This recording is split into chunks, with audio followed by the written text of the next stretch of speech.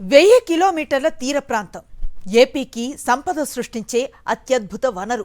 సముద్రం మీద ఆధారపడి జీవించే లక్షలాది మత్స్యకారుల కోసం వైఎస్ జగన్ సీఎంగా ఉన్నప్పుడు 10 ఫిషింగ్ హార్బర్స్ నిర్మాణాన్ని ప్రారంభించారు.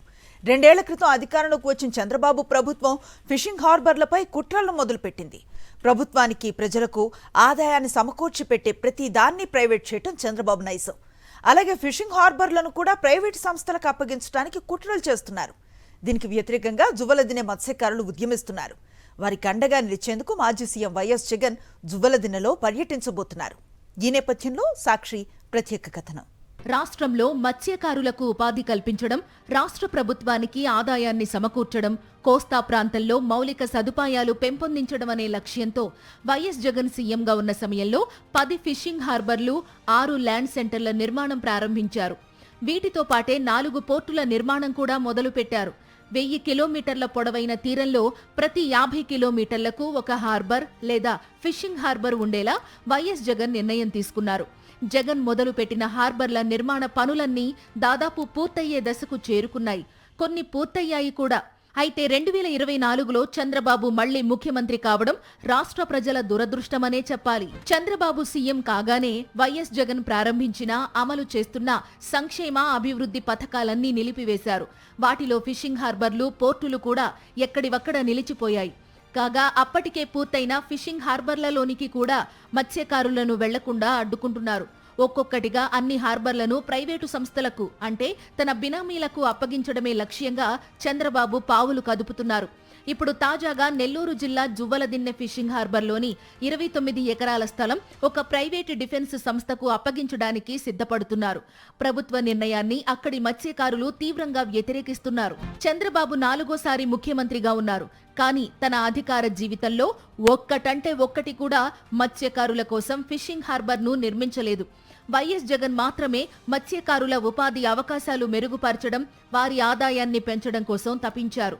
అందుకే ఏ ముఖ్యమంత్రి హయాంలోనూ లేని విధంగా ఒకసారే 10 ఫిషింగ్ హార్బర్లు, 4 పోర్టుల నిర్మాణం ప్రారంభించారు. ఇప్పుడు జగన్ నిర్మించిన ఫిషింగ్ హార్బర్లను ప్రైవేటు వారికి అప్పగించడాన్ని వైఎస్ఆర్సీపీ మత్స్యకారులు కూడా సీరియస్ గా తీసుకున్నారు. ప్రభుత్వ ప్రయత్నాలను తీవ్రంగా వ్యతిరేకిస్తున్నారు. ఈ ప్రభుత్వం ఈ హార్బర్లన్నిటినీ కూడా ప్రైవేట్ వ్యక్తుల చేతిలో పెట్టాలన్నటువంటి ప్రయత్నం చేస్తుంది అని ఎంత దుర్మార్గం అండి ఇది. హార్బర్లను ప్రైవేట్ వ్యక్తుల చేతుల్లో పెడతారా? ప్రైవేట్ వ్యక్తుల చేతుల్లో పెట్టి దానికి ఫీజులు నిర్ణయించి డబ్బులు వసూలు చేసుకోవడానికి ఇది ప్రయత్నమా? ప్రైవేట్ వ్యక్తుల చేతుల్లో మత్స్యకారుల జీవితాలని తాకట్టు పెట్టే ప్రయత్నం చేస్తారా? దీనికోసమే మీరు ఎన్నిసార్లు ముఖ్యమంత్రి అయింది? మీ ఎంటైర్ అనుభవంలో ఒక్క హార్బర్ మీరు కట్టించుకోలేకపోయారు, మంజూరు చేయించుకోలేకపోయారు. నెల్లూరు జిల్లా కావలి నియోజకవర్గం బోగోలు మండలం జువ్వలదిన్నె ఫిషింగ్ హార్బర్ 76.89 ఎకరాల్లో 289 కోట్లతో అంతర్జాతీయ ప్రమాణాలతో నిర్మాణం మొదలుపెట్టారు. 90% పనులు పూర్తయ్యాయి. దీని ద్వారా చుట్టుపక్కల ఉన్న 164 గ్రామాల్లోని 25,000 మత్స్యకార కుటుంబాలకు ప్రయోజనం కలుగుతుంది. ఏకకాలంలో 1250 మోటరైజ్డ్, మెకనైజ్డ్ బోట్లు నిలిపేలా హార్బర్ను సిద్ధం చేశారు. ఈ హార్బర్ ద్వారా ఏటా 41,250 టన్నుల మత్స్య సంపద అదనంగా అందుబాటులోకి వస్తుందనే అంచనాతో హార్బర్లోనే cold chain, ice plant, chill room వంటి మౌలిక వసతులు, boat repair work shops, net mending షెడ్లు వంటి సౌకర్యాలు కల్పించారు. జువ్వలదిన్నె ఫిషింగ్ హార్బర్ అందుబాటులోకి వస్తే ఇక్కడి 25,000 మత్స్యకార కుటుంబాలకు ఎంతో మేలు జరిగేది. అయితే ముఖ్యమంత్రి చంద్రబాబు గంగపుత్రులపై పగబట్టారు.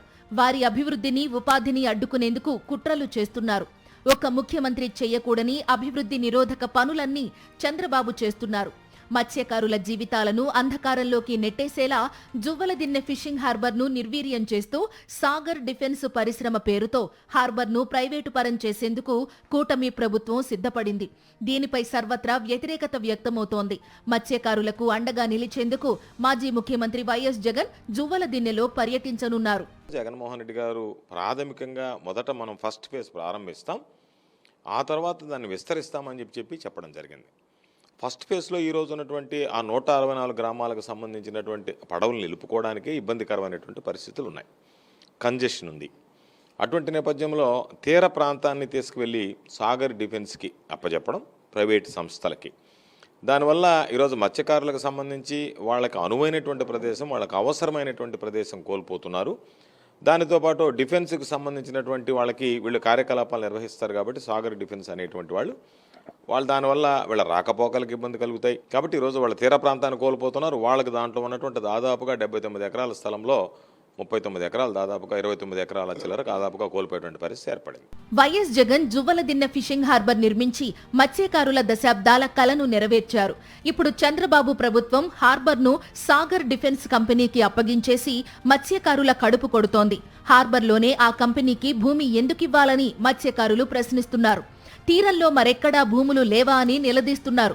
పుదుచ్చేరి నుంచి తమ మత్స్య సంపదను దోచుకుంటున్న మెకనైజ్డ్ బోట్లను పట్టుకుంటే టీడీపీ నేతలు వాటిని వదిలేయడం పట్ల నెల్లూరు జిల్లా మత్స్యకారులు తీవ్ర ఆగ్రహంతో ఉన్నారు. దీని వెనుక టీడీపీ రాజ్యసభ సభ్యుడు బీదా మస్తాన్రావు ఉన్నాడని మత్స్యకారులు అనుమానిస్తున్నారు. చంద్రబాబు ప్రభుత్వం ప్రైవేటీకరణ నిర్ణయాన్ని మత్స్యకారులు ఏకగ్రీవంగా వ్యతిరేకిస్తున్నారు. ఈ నేపథ్యంలో వైఎస్ఆర్సీపీ అధినేత మాజీ ముఖ్యమంత్రి వైఎస్ జగన్ బుధవారం జువ్వలదిన్నెలో పర్యటించి ఫిషింగ్ హార్బర్ను సందర్శించి మత్స్యకారులకు అండగా నిలవనున్నారు. వారితో మాట్లాడి సమస్యలు తెలుసుకోబోతున్నారు. జగన్కు అపూర్వ స్వాగతం పలికేందుకు మత్స్యకారులు సిద్ధమవుతున్నారు. ఇదే సమయంలో జగన్ ఇచ్చే భరోసాతో తమ పోరాటాన్ని మరింత ఉధృతం చేయాలని మత్స్యకారులు భావిస్తున్నారు.